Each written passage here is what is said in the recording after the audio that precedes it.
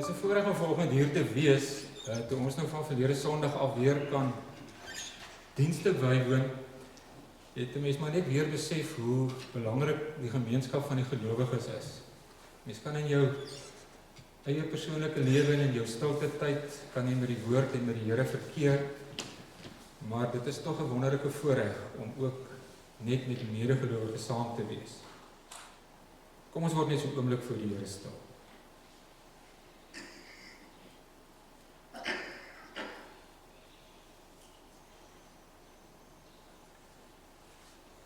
Here, U is die God van vrede, wat die groot herder van die skape ons Here Jesus uit die dood uitgelei het deur die bloed van die ewige verbond. Aan U behoort die heerlikheid vir ewig en ewig. Amen.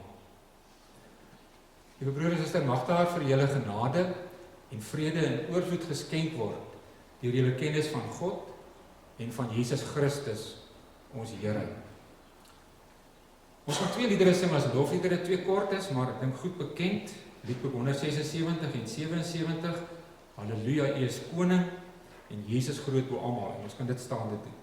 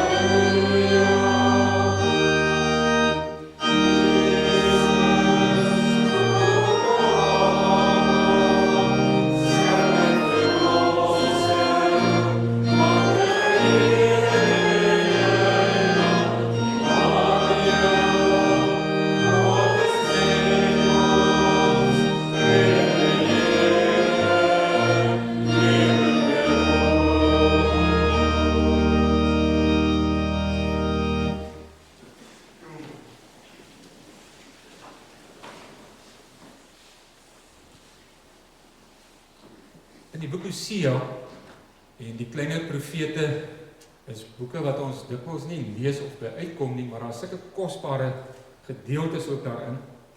Wil ek graag uit Hosea 14 vers 2 en 3 vanoggend vir julle oproep lees met Jesaja 66 vers 2 as skuldbelydenis. Daarna kan ons terwyl ons so sit, liedboek 247 sing, Heer wees ons genadig. Hosea praat met die volk en dan sê hy, keer terug Israel, na die Here jou God, want jy het deur jou sondeskuld gestruikel. Kom met julle woorde en keer terug na die Here, sê vir hom, vergewe ons sondeskuld volkome, aanvaar ons belydenis, ons wil met die vrug van ons lippe vergoed. En dan in Jesaja 66 hierdie wonderlike versekering ook, as ons skuld bely, op so iemand sal ek agslaan, op 'n magtelose met 'n verslae gees, wat sidder vir my woord. Kom ons ook vra vir die genade van die Here vanoggend, liedboek 247.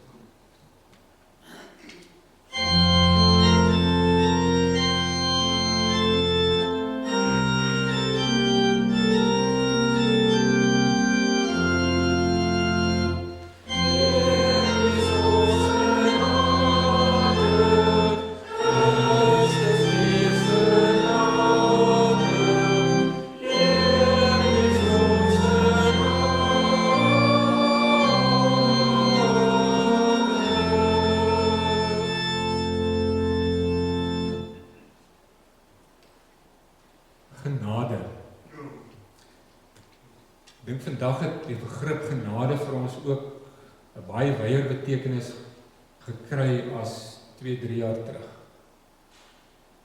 Genade is vir ons dit wat ons in Christus ontvang, die verlossing waarvan ons gesing het, of wat ons gehoor het dat dit is wat vir ons hoop gee. Maar elke oggend is ons ook opstaan en ons is gesond. Soos 'n 80-jarige vriend van my sê, elke oggend is hy langs sy vrou wakker word en hulle sien vir mekaar nog by mekaar, dan sê hulle, dit is genade. Nog 'n dag wat die Here in genade gegee het as ons verlosser en ons Here. Ek gaan nou vir ons 'n gebed doen. Gebed om die opening van die woord en daarna ons skrifgedeelte. Kom ons bid saam. Here, toe ek van die roem gehoor het, is ek met ontzag vervul. U dade, Here, maak dit 'n werklikheid in hierdie tye. Laat dit in hierdie tye bekend wees. Onthou om barmhartig te wees te midde van ontsteltenis.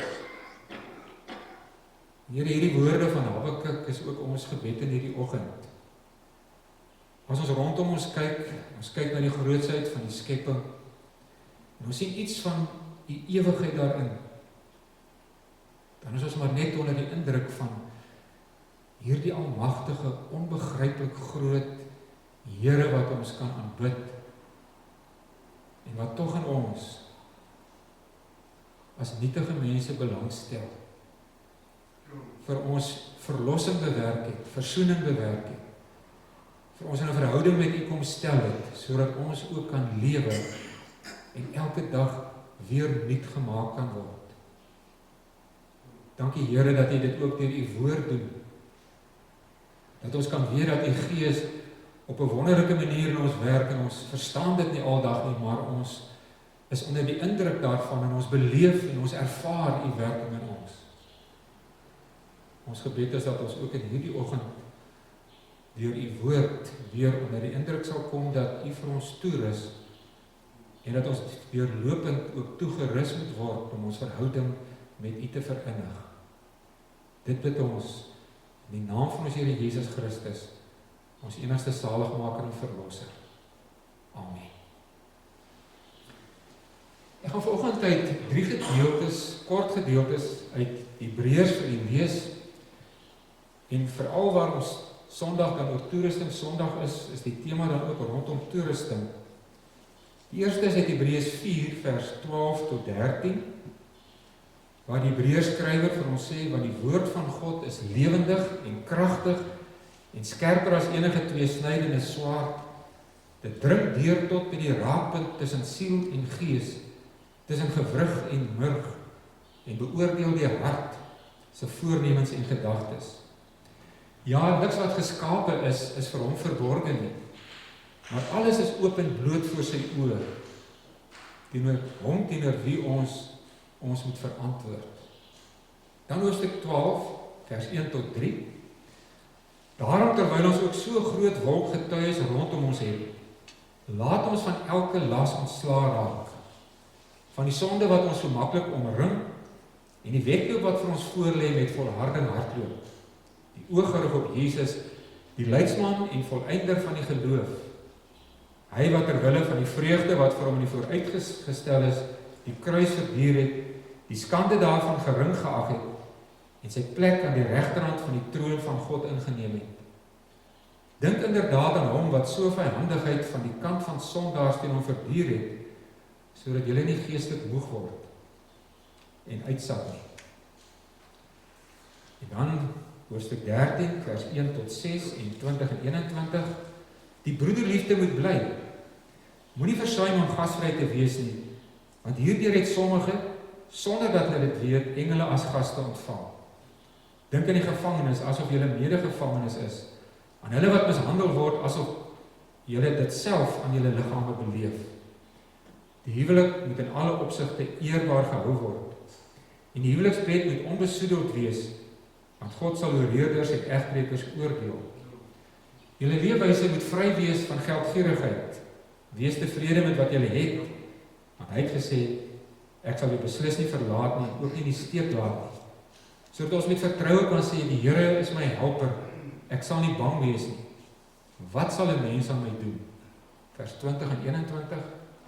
En mag die God van vrede, wat die groot herder van die skape, ons Here Jesus uit die dood uitgelei het, deur die bloed van die ewige verbond, julle toerus met alles wat goed is, sodat julle sy wil kan doen, terwyl hy in ons dit doen, wat vir hom welbehaaglik is, deur Jesus Christus, aan wie die heerlikheid behoort, vir ewig en ewig.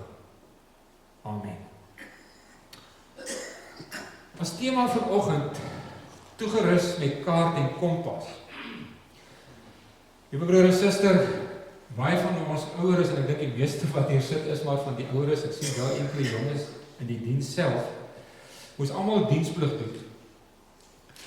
En voor ons eerste naweek pas, tydens basies, moes ons veld toe gaan om praktiese kaartwerk te doen. Die oefening het so gewerk, maar ons gewone taal te gebruik, ons is in groepe ingedeel, elke groep het sy groepleier gehad, en op verskillende tye moes ons dan met die kaart en die kompas en die koördinate wat die groepleier gekry het, na 'n bestemming toe gaan, waarvan ons die volgende oggend sou vertrek, na ons basis toe, om dan ons naweekpas te kan geniet. Nou vir ons jong mense wat nou dalk nie heeltemal weet wat 'n kaart en 'n kompas nie, in ons hedendaagse taal sal jy nou, as jy iewers heen wil gaan, sal jy op jou foon gaan soek na 'n location of 'n plek, en daar sal jy koördinate kry van waar lê die plek. En dan sal jy, as jy nou wil weet hoe om daar te kom, sal jy na Google Maps of iets soos sal jy toe gaan, en jy sal kyk watter moontlike paaie kan jy gebruik om by jou bestemming uit te kom. Ek dink jy kan iets van die entoesiasme en die opgewondenheid begryp wat ons ervaar het, want dit sou 'n lang naweek wees. Die meeste van ons was gegradueerdes en sou vir die eerste keer in 'n lang tyd by ons vrouens kon wees.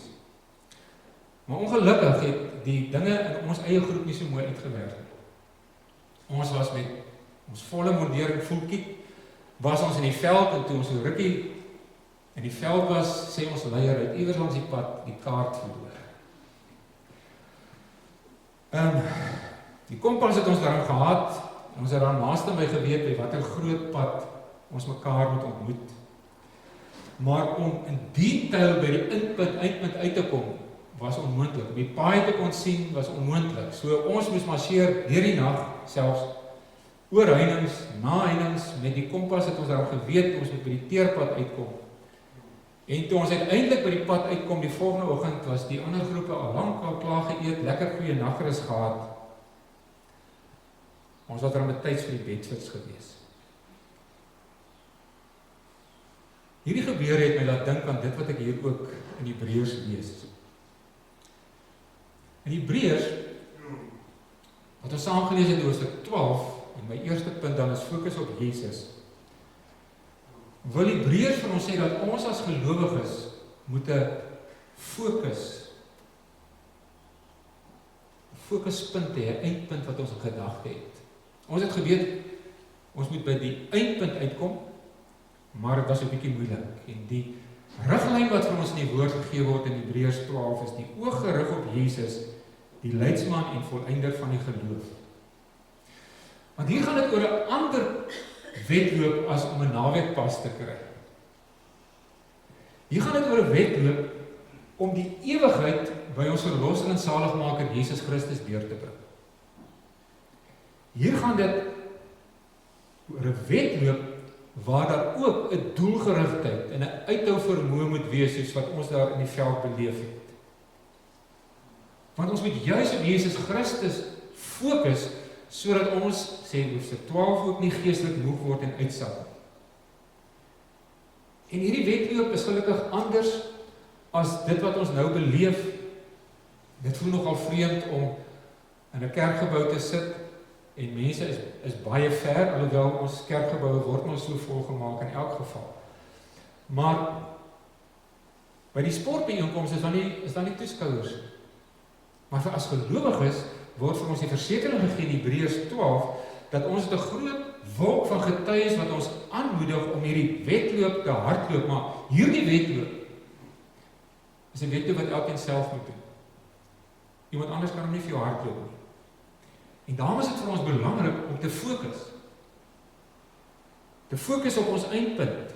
Vers 3 sê hy ook, en dis alles die 2020 vertaling, dink inderdaad aan hom. Ons moet dus die hele tyd in hierdie wedloop opnuut die Here Jesus Christus ontdek en beleef, sodat ons in hierdie wedloop kan vasbyt en deurdruk.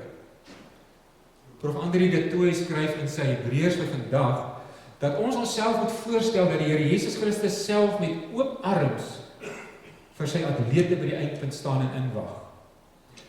Maar ons moet ons oë onwrikbaar op Jesus gefokus hou. Die woord wat hier gebruik word in die Grieks, by die oog gerig, beteken dat mens aanhoudend, uiterlik, stip na iets kyk, sonder dat jy toelaat dat jou aandag afgetrek word. En om aan hom te dink wil nog meer sê, vers 3, hoofstuk 12, dit gaan oor 'n innerlike fokus. Ons moet volledig op Jesus Christus in ons lewe konsentreer, want hy is die baanbreker en die afronder van ons geloof. As ons dus van 'n kompas praat, moet ons kompas in hierdie lewe op Jesus Christus gerig wees. Maar dit het nou weer sekere gevolge. Want mense sê baie maklik dat ons as Christene net vir iets daar eendag lewe, begrip wat dikwels gebruik word, pie in the sky, of dat ons so op die hemel gerig is dat ons niks hier op aarde beteken nie. Dat ons so verwyderd is van die realiteite van die wêreld, dat sommiges niks meer die Christelike geloof te doen wil hê nie, want hulle sê, hulle soek 'n lewens- en 'n wêreldbeskouing wat relevant is vir die hedendaagse lewe. Maar hierdie stelling is nie waar nie. As Christene fokus ons op Jesus Christus, juis om perspektief op die lewe te kry. Om 'n uitpunt te hê waarop ons lewens kan rig. Ons gerigtheid op Christus verander ons lewenstyl. Verander dit dramaties. Want ons sien sy hand in die geskiedenis raak. Ons beleef sy teenwoordigheid elke oomblik en elke dag in ons lewens. Ons lewens kry betekenis. Ons kry motivering om te lewe. Ons kry motivering vir ons daaglikse werk, ongeag die omstandighede.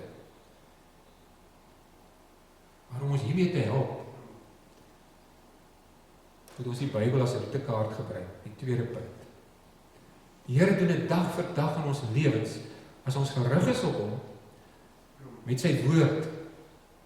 Hierdie woord, sê Hebreërs 4, is lewendig en kragtig. Dis 'n woord wat ons gedagtes en ons voornemens beoordeel. Ons ken almal die psalmdigter wat sê, dis 'n lamp vir my voet en 'n lig vir my lewenspad. So dit is die padkaart, as ek dit die beeld mag gebruik, waar ons 'n fokus het, moet ons 'n padkaart het ons nodig om die roete vir ons te kan uitkies, of vir ons te begelei. Maar die routekaart of die padkaart wat ons het, is dikwels een van die mees onderskatte en seker verwaarloosde padkaarte wat ons het. Dis amper soos die groepleier wat daai kaart van ons verloor het, of die woord wat deur koning Josia in 2 Konings 22 weer herontdek moes word. Wanneer ontdek mens of besef mens die meeste wat die waarde is van hierdie padkaart, hierdie routekaart? Is dit nie wanneer jy krisis het nie? Soveel mense wat ek as terminaal siek persone moes begelei het in die tyd van siekte die waarde van die woord weer herontdek. As gesê dat in hulle daaglikse lewe het hulle so gehardloop en so gejaag gewees, dat hulle die woord verwaarloos het en gedwong is tot stilstand kom, het hulle dit weer laat ontdek. Miskien het dit met een COVID gebeur, waar jy by die huis is en weer tyd het om met die woord te kan verkeer.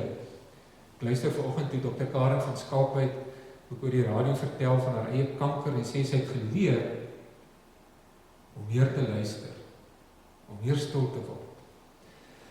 In COVID-19 het ons hierdie klise, sosiale afstand. Waar is jou hande? Sanitasie, sosiale afstand. Waar is jou hande? Sanitasie. As die president dalk vanaand weer praat, gaan hy presies dieselfde woorde sê. Maar weet jy, daar is 'n ander klise wat ons as Christene maar weer en weer vir mekaar kan sê en ook kan doen, want ons sing hom op. Lees jou Bybel, bid elke dag, want dit gee jou krag. Gedwonge stilstand wat ons baie keer dwing om weer by die kern uit te kom. Dis hoe ons toegerus word vir hierdie wedloop. Dis 'n kaart met detail wat ons help saam met die kompas wat gefokus op ons eindbestemming.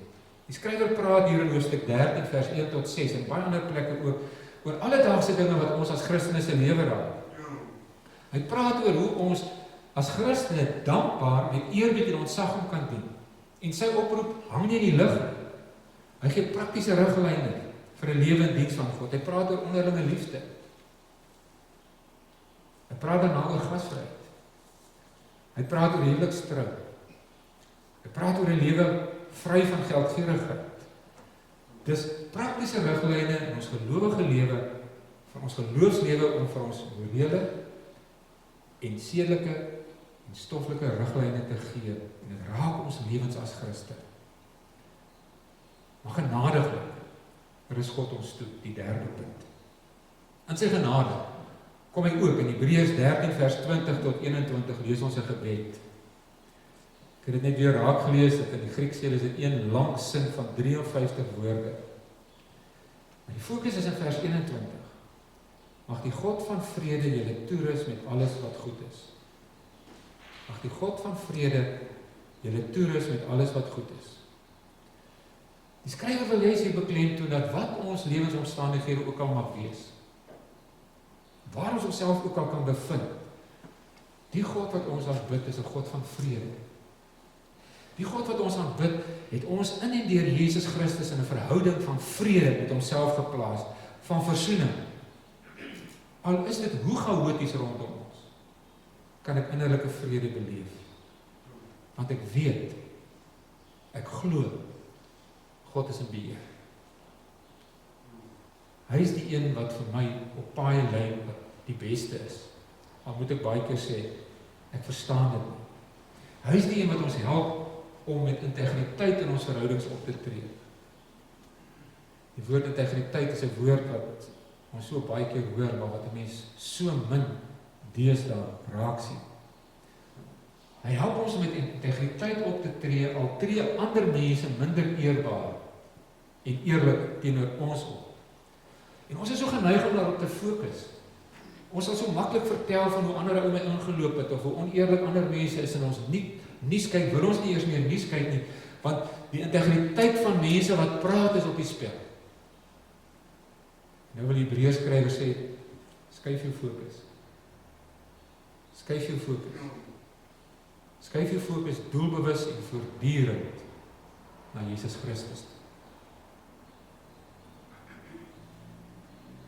Hy sê in hierdie verse, hy rus ons toe om God se wil te doen. Dit is dan vreeslik hoe ons elke gebed, elke Sondag skuld, sonde, erken en bely. Waardeur ons eintlik net sê, ons het nie onsself regtig die vermoëns, of die bronne, of die eie krag, om dit te doen wat God wil hê ons moet doen. Ons het God se genadegawe, om sy wil te kan doen ook nodig. Die woord wat vir toegerus hier gebruik word, beteken, van die Engelse kommentaar stel dit so, beteken om te restore, to repair, to put something into proper order or condition. 'n woord wat ook in Matteus 4 vers 21 gebruik word, waar Johannes en Jakobus die twee broers by hulle pa op die boot Zebedeus besig is om die nette heel te maak. Daai woord om heel te maak, en dis wat die Hebreërs skrywer vir sy lesers en vir ons as hoorders ook toebid. Dat ons die gawe van genade van God so sal ontvang, dat ons ons lewe met sy hulp in orde sal kry, sodat ons diensbaar kan wees. Sodat ons volkome kan dien. Hy weet en verstaan wanneer ons 'n gebrek het aan geloof, waar ons vertroue tekort skiet, waar ons in ons verhoudinge swaar kry. En in Christus help hy vir ons om dit weer te herstel en heel te maak. Want as hy vir my heel gemaak het, kan ek weer in verhoudinge, in my gemeenskap, in my gemeente werk om heel te maak. Dis 'n geweldige gebed. 'n Gebed wat ons nie bang moet wees om te bid vir onsself en vir ander nie. Maar eintlik vra ons vir God, gee vir ons dit wat ons nodig het om U te dien. Met alles wat goed is, staan daar sodat julle sy wil kan dien. Sodat ons medewerkers in die koninkryk kan wees.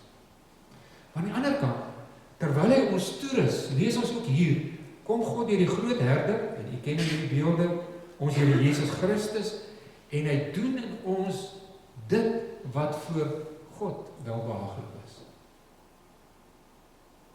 Die Here ken ons so goed. Hy kom doen dit wat goed is, hy rus ons toe sodat ons dit kan doen, dan kom sy seun, die groot herder, en hy werk in my dit, wat nodig is, sodat ek weer voor God welbehaaglik kan wees. En hy doen alles deur Jesus Christus. Hierdie bekende term, hy wat uit die dood, deur die bloed van die ewige verbond uitgelei is, en aan wie die heerlikheid behoort. Dis 'n geweldige waarheid, ek dink ons moet weer ook ontdek. In Hebreërs 13 vers 20 tot 21, wanneer dit gaan oor daai gebed, is dit God wat die hele tyd doen. Ons dink baie keer as gelowiges, en ons vra vir ons die hele tyd, wat kan ek vir God doen? In plaas van, wat wil God met my doen? Pat Kiefer, hy is by die Lutherse Seminarium in teologiese opleiding en systematiese teologie, het onder andere 'n boek geskryf oor Welcome the Stranger. En in gesprekke wat ons met hom gehad het vroeër, het hy voortdurend gesê, die vraag wat ons onsself moet vra, is nie die hele tyd, wat moet ek vir God doen nie? Maar hy sê, ons moet vir jouself afvra, in jou situasie, what is God up to? What is God up to? Want as ons nie ons lewens oopstel, sodat God eerste die vernuwingswerk, die hervormingswerk in my te kan doen, is ek nutteloos. God verander ons. En as ek dan moet saamvat, hoe doen ons dit? Met kaart en kompas, deur op Jesus Christus te fokus, en ons lewens met sy woord in te kleur. Lees jou Bybel, bid elke dag. Die Here rus ons daarvoor toe, en hy maak vir my en vir jou heel, sodat ons ook kan heel maak. Amen. Kom ons bely vanoggend ook ons geloof, want geloof is juist dat ons God vertrou ook vir dit wat hy vir ons in sy woord sê. Ons kan dit staande doen met die woorde van die 12 artikels of die apostoliese geloofsbelijdenis.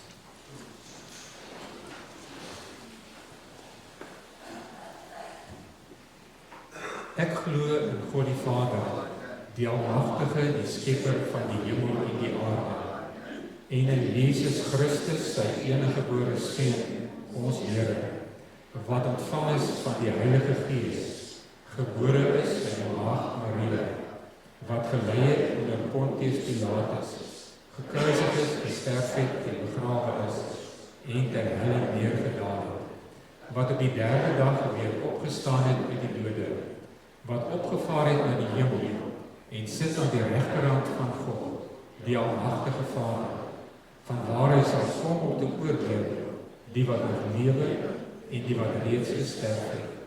Ek glo in die Heilige Gees.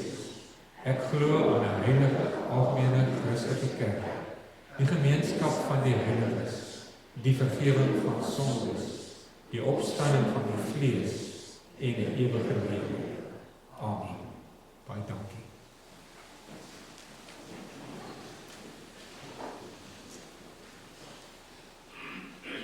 Vanoggend wil ek graag die wet as 'n reël vir dankbaarheid aan die voorhou uit Micha 6 vers 8. Maar sodat Eugene Peterson dit in die message stel. Hy sê, it is quite simple. Do what is fair and just to your neighbor.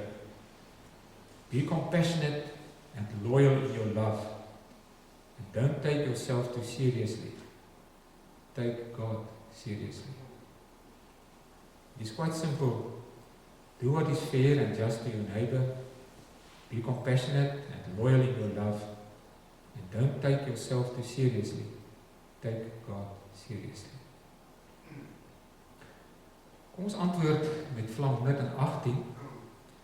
Ons kan hierso al 3 verse sing, maar voordat ons dit saam sing, wil ek ook graag met gebed reageer.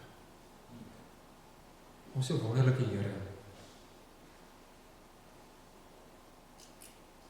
baie dankie dat U vir ons die versekering gegee het, dat ons U kinders kan wees. Dat U vir ons in ons lewenspad die voorreg gee om in 'n verhouding met U te kan staan.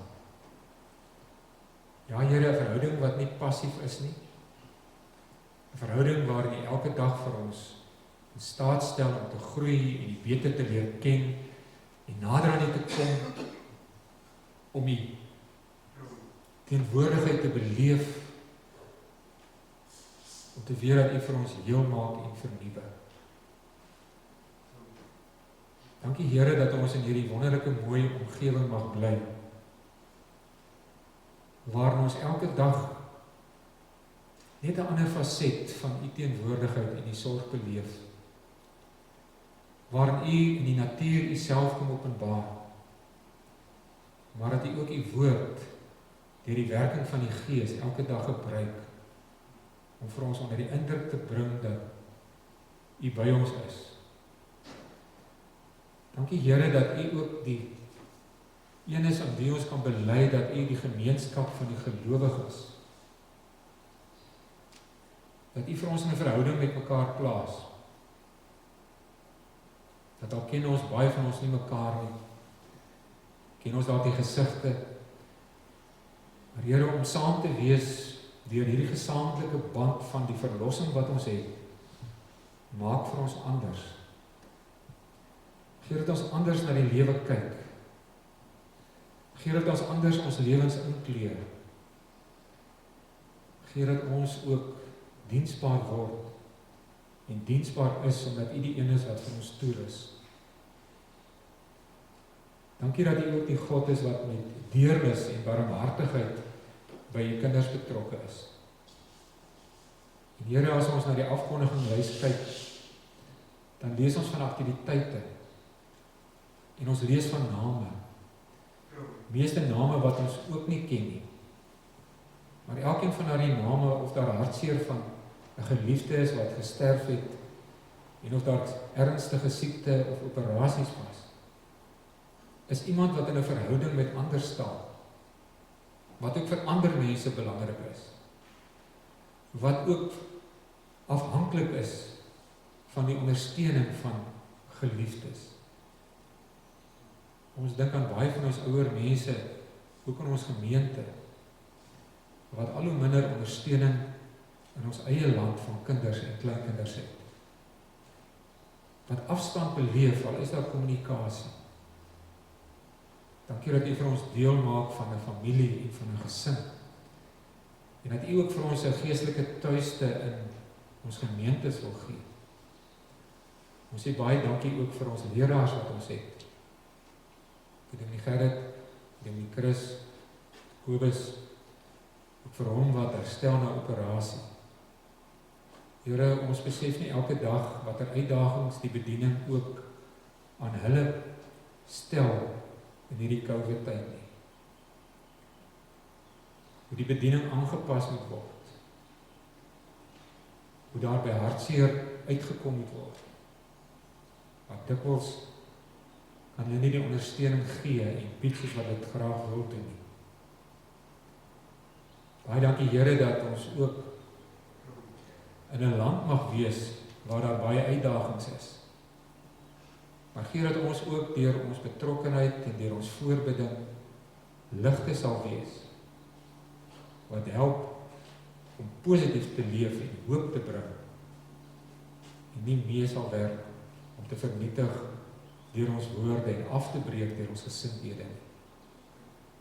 Ons bid ook dat ons hierdie dag wat die opstanding Sondag is, sal onthou dat ons 'n lewende Here aanbid vir sy goedheid en sy genade en dat ons 'n voorspraak het. Dit bid ons in U naam. Amen. Psalm 118 vers 1 tot 3. Daarna ontvang jy die seën en bly ons ook staan vir 'n laaste lied van 159 vers 1 en 2 wat ook 'n gebed is. Heer, ons dink aan Afrika. Oh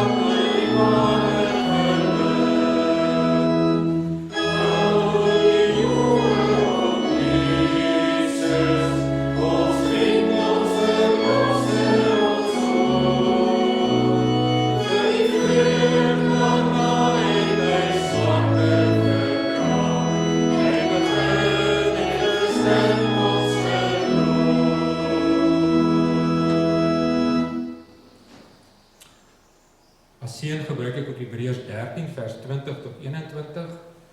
En mag die God van vrede, wat die groot herder van die skape ons Here Jesus uit die dood uitgelei het deur die bloed van die ewige bond, julle toerus met alles wat goed is, sodat julle sy wil kan doen, terwyl hy ons dit doen wat voor hom welbehaaglik is, deur Jesus Christus, aan wie die heerlikheid behoort, vir ewig en ewig. Amen.